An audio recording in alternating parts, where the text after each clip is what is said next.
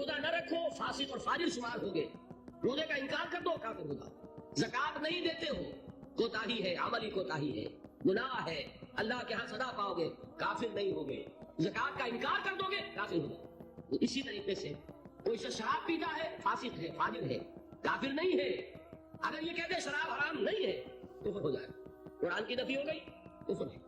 کوئی شخص بدکاری کر بیٹھا ہے، کافر نہیں ہوا، گناہ گار ہوا، اگر اس کے خلاف سزا، اگر مقدمہ ثابت ہو جاتا ہے سنسار کر دیجئے، حضور نے سنسار کیا، مرد کو بھی کیا، عورت کو بھی کیا، لیکن یہ کہ انہیں کافر نہیں کہا، بلکہ جنہیں سنسار کیا گیا تھا ان کے خلاف کسی نے اگر یہ جملہ بھی کہہ دیا کہ کتنا بے حیا مرد تھا یا کتنی بے حیا عورت تھی، تو حضور نے ڈانٹا، اس نے وہ توبہ کی ہے کہ اگر تمام مدینے والوں پر تقسیم کر دی جائے تو سب کی نجات کے لیے کافی ہوگا۔ حالانکہ مدینے میں منافقین بھی بھرے ہوئے تھے، حضور نے فرمایا اتنی بڑی توبہ کی اس اللہ کی بندی نے، خطا ہو گئی، جذبات کے رو میں آ کر کوئی کیا نکل بیٹھتا، لیکن آپ ذرا غور کیجئے، اس اللہ کی بندی کا تصور کیجئے جو خود چل کر آتی ہے، حضور مجھ سے وہ خطا ہو گئی ہے جس کی سزا رجم ہے، آپ مجھے پاک کر دیجئے، میں اللہ کے ہاں نہیں جانا چاہتی، مجھے آپ کو سزا دے کر اس دنیا میں پاک کر۔ حضور نے اپنا رخ پھیر لیا، وہ پھر آیا، حضور نے پوچھا دماغ خراب تو نہیں ہے؟ نہیں حضور مجھ سے وہ خطا ہو گئی۔ اب مجبور ہو کر آپ پوچھتے ہیں حمل تو نہیں رہ گیا؟ یہ حضور رہ گیا، تو پھر اس بندی جان کا کیا قصور ہے؟ جرم تمہارا ہے، اس کا کوئی جرم نہیں، جاؤ وضع حمل کے بعد آنا۔ وہ اللہ کی بندی وضع حمل کے بعد پھر حاضر، حضور پیدائش ہو چکی ہے، اب مجھے پاک کر۔ ذرا تصور کیجیے، جس کو کہا جاتا ہے وحشیانہ سزا، اور واقعہ یہ کہ اس سے زیادہ سخت موت کا آپ تصور نہیں کر سکتے۔ یہ کوئی الیکٹرک چیئر والی موت نہیں ہے، ایک کرنٹ گیا اور ختم ہوئے، یہ پھانسی کی موت نہیں ہے کہ ایک جھٹکا اس کے بعد انسان کو کچھ پتا نہیں۔ یہ آپ کو نظر آ رہا ہے کہ جسم جو ہے پڑا رہا ہے، تڑپ رہا ہے، اس کو کچھ پتا نہیں۔ یہ موت کے پتھراؤ ہو رہا ہو اور ایک ایک پتھر جو ہے جسم کے اندر گھاؤ ڈال رہا ہو اور خون کے فوارے چھوٹ رہے ہو اور جان اس طرح نکل رہی ہو، لیکن وہ اللہ کی بندی خود پیش کر رہی ہے اپنے آپ مرد حمل کے بعد حاضر۔ انہوں نے فرمایا ابھی تو اس بچے کی زندگی کا دار و مدار تم پر ہے، جاؤ ابھی دودھ پلاؤ۔ پھر آتی ہے، بچے کے ہاتھ میں ٹکڑا ہے روٹی کا، کھا رہا، حضور دیکھیے اب یہ روٹی کھانے لگا ہے، اب مجھے پاک کر دے۔ اب مجبوراً حضور سزا کا حکم دیتے ہیں، جاؤ اس کو رجم کر دو۔ جب رجم کیا جا رہا تھا کسی شخص کی زبان سے نکل گیا کتنی بے حیا عورت تھی، اس پر ڈانٹ پلائی ہے حضور نے صلی اللہ علیہ وسلم۔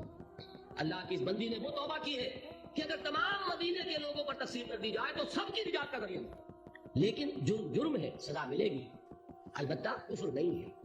تو جرم اور کفر، گناہ اور کفر یہ دو الگ چیزیں ہیں، مغالطہ ہو گیا۔ دنیا میں کسی کا مسلمان سمجھا جانا اس کے عمل پر دار و مدار نہیں ہے، بلکہ اس کے اقرار پر ہے، اقرار باللسان۔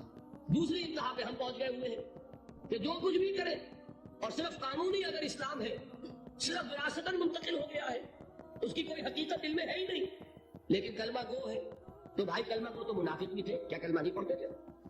کیا عبداللہ ابن ابی کلمہ نہیں پڑھتا تھا؟ اصل شے ہے تصدیق بالقلب، حقیقی مومن اللہ کے ہاں قرار پانا وہ کلمہ گوئی پر نہیں ہے، وہ تصدیق بالقلب ہے، اور تصدیق بالقلب ادنا درجے میں بھی ہوگی تو اس کا کوئی نہ کوئی اثر عمل میں ظاہر ہوگا۔ یہ ایمان اور عمل صالح کا وہ تعلق ہے جس پر کہ انشاءاللہ کل بحث ہونی ہے۔ میں نے عرض کیا تھا 2 ابواب کل زیر بحث آئیں گے، ایمان کا عمل سے کیا تعلق ہے اور ایمان کا جہاد کے ساتھ کیا رشتہ ہے، یہ کل اور پرسوں جو ہے یہ 2 مباحث آئیں گے۔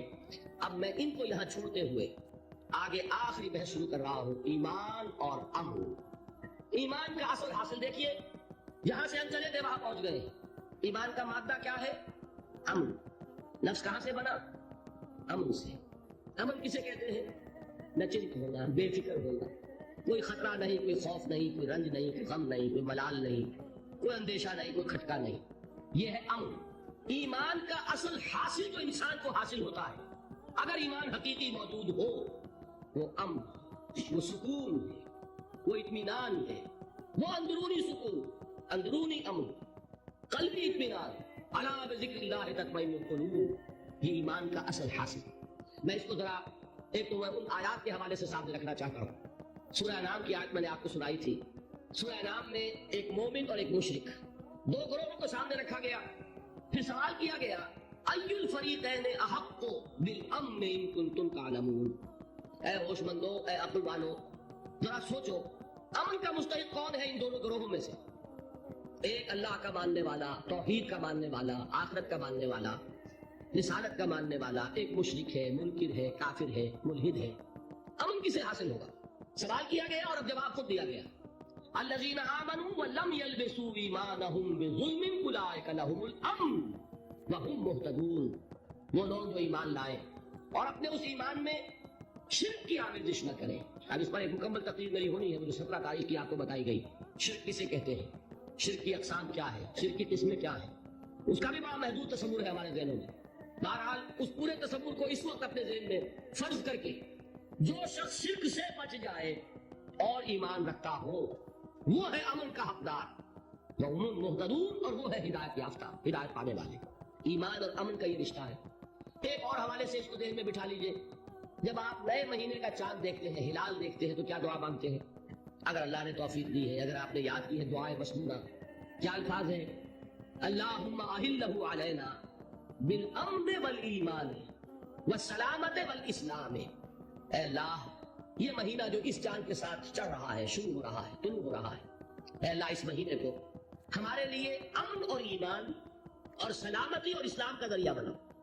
معلوم ہوا امن کا تعلق ایمان سے اور سلامتی کا تعلق اسلام سے. اب قرآن کی ایک آیت اور حضور کی یہ دعائے مسنونہ اس ایمان اور امن کے تعلق کو جس طرح واضح کر رہی ہے، اس کو سامنے رکھ کر بات سمجھیے عقلاً. اس کو قرآن مجید میں سورہ حامیم سجدہ میں بیان کیا گیا.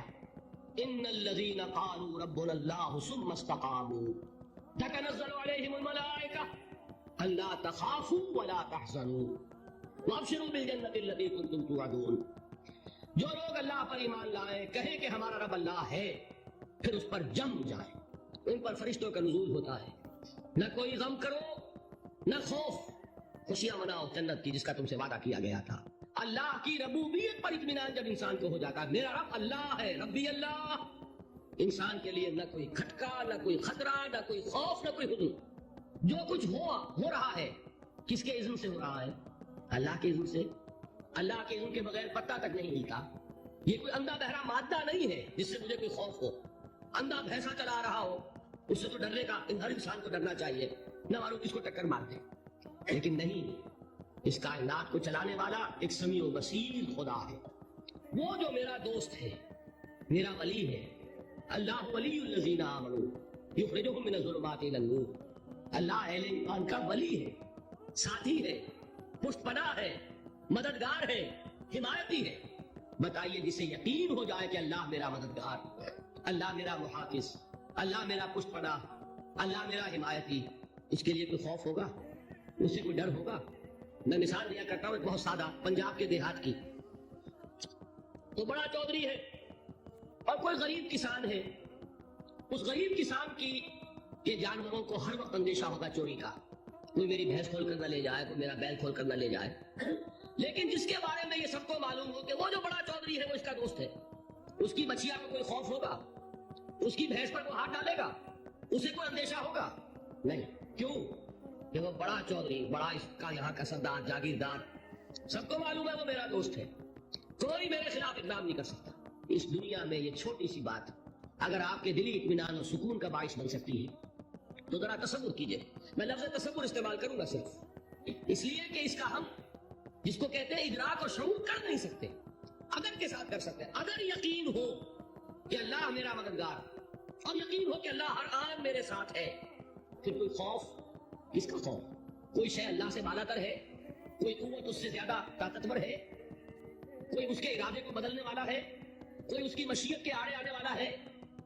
یہی بات ہے جو حضور نے فرمائی. یہ ایمان کا حاصل ہے لب رباب کہ دیکھو اچھی طرح اس بات کو ذہن نشین کر لو. اگر تمام انسان مل کر تمہیں کوئی نقصان پہنچانا چاہے نہیں پہنچا سکتے مگر جو کچھ اللہ نے لکھ دیا ہو، اور تمام انسان مل کر تمہیں کوئی نفع پہنچانا چاہے نہیں پہنچا سکتے مگر وہ شے جو اللہ نے طے کر دی ہے. آپ پھر میں کہوں گا ذرا طاری کیجئے، اسے فرض کیجئے، اسے سوچئے. اگر اس حدیث پر ہمارا دل جھکا ہوا ہو تو کسی سے ڈر ہوگا؟ یہ مجھے نقصان نہ پہنچا دے، یہ میری رپورٹ خراب نہ کر دے، یہ میری انکریمنٹ نہ رکوا دے، یہ میرا یہ نہ بگاڑ دے، یہ میرے یہ نقصان نہ پہنچا دے. اس کا ڈر، اس کا ڈر، اس کا خوف، اس کی خوشامد، اس کے لیے جا کر طرح طرح سے اپنی عزت نفس کو ذلیل کروانا اس کے سامنے. یہ سب کچھ کیوں کرتا ہے انسان؟ جب سمجھتا ہے کہ اس کے ہاتھ میں میرا کوئی نفع ہے، اس کے ہاتھ میں میرے لیے کوئی ضرر ہے، یہ مجھے کوئی غضب پہنچا سکتا ہے، یہ مجھے کوئی نقصان پہنچا سکتا ہے، یہ میرے کوئی کام بنا سکتا ہے، یہ میری کوئی ضرورت پوری کر سکتا ہے، اسی کا نام شرک ہے۔ جہاں آپ نے یہ سمجھا کہ غیر اللہ کے اندر کوئی طاقت موجود ہے، وہی شرک ہے۔ بتوں سے تجھ کو امید ہے، خدا سے نہ امیدی، مجھے بتا تو صحیح اور کافری کیا ہے؟ شرک تو یہ ہے جس پر بھی تمہیں یہ خیال ہے کلمہ ہے، یہ کلمہ سوم لا حول ولا قوت الا باللہ، ذرا اس پر دل کو کبھی اگر آپ تصور کریں، پھر فرض کریں، دل ٹھک جائے، اس پر کوئی طاقت نہیں۔ یہی بات تھی جو شیخ عبد القادر جیلانی رحمۃ اللہ علیہ نے اپنی وصیت میں اپنے بچے سے کہی۔ 11ویں دینے والے ہیں، لیکن حضرت شیخ عبد القادر جیلانی کی وصیت اور تعلیمات کو کتنے لوگ بھی جانتے ہو؟ یہ جن مقامات تک پہنچے ہیں وہ کس چیز کی بدولت پہنچے؟ انہوں نے جو پیغام دیا وہ کیا تھا؟ اے میرے بچے، جس طریقے سے قرآن مجید میں حضرت لقمان کی نصیحتیں جو ہے نقل کر دی گئی ہیں، میں یہ عرض کروں گا بالفرض اگر قرآن حضرت عبد القادر جیلانی کے بعد نازل ہوا ہوتا تو شیخ عبد القادر کی یہ نصیحتیں بھی قرآن میں درج ہوتی۔ اتنی اونچی نصیحتیں ہیں۔ اے میرے بچے، اس حقیقت کو ذہن نشین کر لے، لا فاعل فی الحقیقت ولا مؤثر الا اللہ۔ اس کائنات میں نہ کوئی فاعل حقیقی ہے، نہ مؤثر حقیقی ہے سوائے اللہ۔ کسی شے میں کوئی تاثیر نہیں اگر اللہ نہ چاہے، آگ جلا نہیں سکتی اگر اللہ نہ چاہے، پانی ڈبو نہیں سکتا اگر اللہ نہ چاہے، زہر ہلاک نہیں کر سکتا اگر اللہ نہ چاہے، کوئی کس فائدہ نہیں پہنچا سکتی اگر اللہ نہ چاہے۔ تو در در پہ کیوں سر جھکاتے ہو؟ در در پر کیوں جبیں سائی کرتے ہو؟ سب کے سامنے کیوں ہاتھ پھیلاتے ہو؟ ایک اللہ سے مانگو، ایک اللہ کے سامنے زمین پر اپنی جبین رکھو۔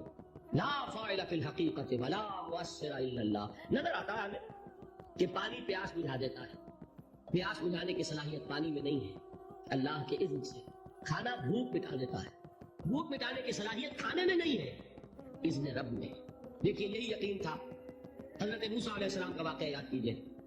سامنے سمندر آ گیا ہے، قوم دیکھتی ہے پیچھے کہ گرد و غبار کا طوفان ہے۔ معلوم ہوا کہ فرعون اپنے لشکر سمیت آ گیا ہے۔ لشکر جب چلتا تھا تیز رفتاری کے ساتھ تو گرد و غبار کا جو طوفان اٹھتا تھا اس کا تصور کیجیے، اور لمحہ بلمحہ وہ قریب آ رہا ہے۔ پوری قوم نے کیا کہا؟ اے موسیٰ انا لمدرکون، اے موسیٰ ہم کو پکڑے گئے۔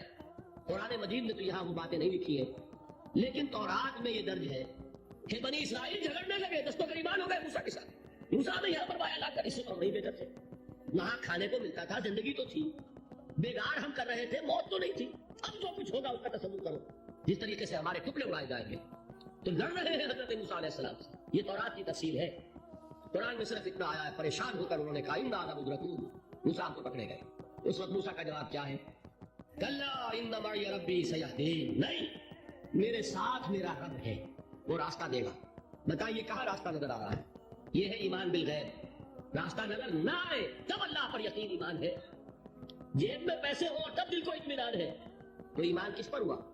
پیسے پر، اللہ پر نہیں۔ جب وسائل و ذرائع نہ ہو اور پھر یقین ہو کہ اللہ مسبب الاسباب ہے، وہ اسباب کا پابند نہیں ہے، وہ اسباب کا محتاج نہیں ہے، اسباب اس کے محتاج ہے۔ اگر یہ یقین ہے تو اللہ پر ایمان ہے، یہ نہیں ہے تو تمہارا ایمان اسباب پر ہے، وسائل پر ہے، ذرائع پر ہے، مادیات پر ہے، اللہ پر نہیں۔ اس وقت کہاں راستہ تھا؟ وہ راستہ تھا سمندر ہے، اور ادھر سے لشکر آ گیا ہے۔ کلا ان معی ربی سیہدین۔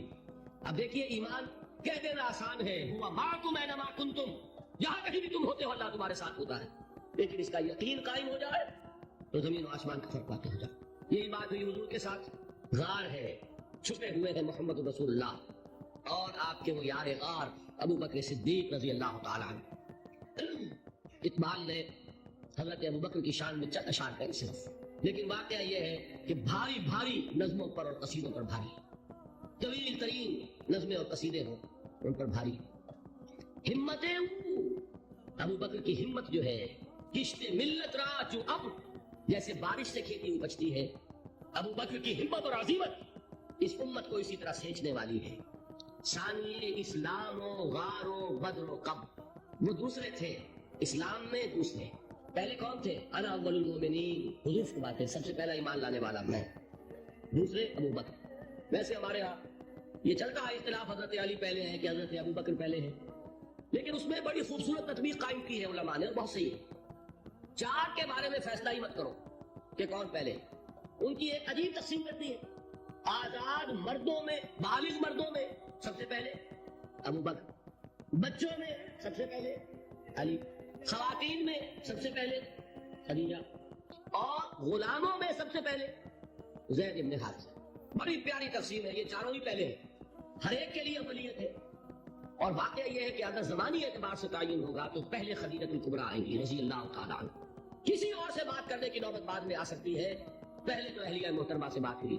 آتے ہی پہلی وحی ہوئی ہے، ابھی تبلیغ کا حکم نہیں تھا. کس کو بتایا واقعہ؟ ابھی اپنی نبوت کی تبلیغ کا تو حکم ہی نہیں آیا. واقعہ کس کا ہے؟ وہ خدیجہ کا. جب کہا ہے کہ خشیت علی نفسی، مجھے اپنی جان کا اندیشہ ہے، تو کیا جواب دیا خدیجہ نے رضی اللہ تعالی عنہا؟ وہ صدیقۃ الکبریٰ ہے. صدیقات جو ہے خواتین، ان میں چوٹی پر خدیجہ الکبریٰ ہے رضی اللہ تعالی عنہ. اور صدیق جو مرد ہیں ان میں صدیق اکبر ہے ابو بکر صدیق رضی اللہ تعالی عنہ. لیکن صدیقات میں چوٹی پر. جب حضور نے فرمایا خشیت علی نفسی، کیا فرمایا، کیا عرض کیا، کیسے تسلی دی؟ نہیں، اللہ آپ کو ضائع نہیں کرے گا. آپ غریبوں کے ہمدرد ہیں، آپ مساکین کے تکالیف رفع کرنے والے ہیں، آپ بیواؤں کی سرپرستی کرتے ہیں، آپ مسافروں کی خدمت کرتے ہیں. اللہ آپ کو ضائع نہیں کرے. یہ یقین ہے اس خاتون کے اندر. خیر وہ ایک علیحدہ بات ہو جائے گی. میرے دل پر حضرت خدیجہ رضی اللہ تعالیٰ عنہ کی شخصیت کا بڑا گہرا نقش ہے، جو وہ کوئی اور یہ وقت اور موقع ہوا تو بیان ہوگا. بہرحال اقبال نے ایک مصرے میں جو 4 اولیتیں جمع کر دی ہیں: ہمتیں کشت امت را چو ابر، ثانی اسلام و غار و بدر و قبر. اسلام میں حضور کے بعد پہلے کون؟ ابو بکر. غار میں حضور کے ساتھ کون؟ ابو بکر. بدر کی رات اللہ کا رسول سر بسجود، وہ جھاڑ، وہ گھاس پھوس کی جو جھوپڑی بنائی گئی تھی، اور وہاں تلوار ننگی لے کر پہرا دینے والا کون؟ ابو بکر. اور اس حجرہ عائشہ میں محمد کے بعد سب سے پہلے دفن ہونے والا کون؟ ابو بکر رضی اللہ تعالیٰ عنہ صلی اللہ علیہ وسلم. وہ جو معاملہ میں سنا رہا تھا غار ثور کا، حضرت ابو بکر بھی حضور کے خیال سے لرز گئے ہیں. آپ کو یاد ہوگا کہ جا کر پہلے تمام جتنے سوراخ تھے انہیں بند کیا ہے. ایک سوراخ رہ گیا تھا جس کو بند کرنے کے لیے کوئی کپڑا نہیں تھا. وہاں اپنی ایڑی رکھی ہے. تب کہا ہے حضور سے تشریف لائیے، اور اپنے زانوں پر حضور کو لٹایا.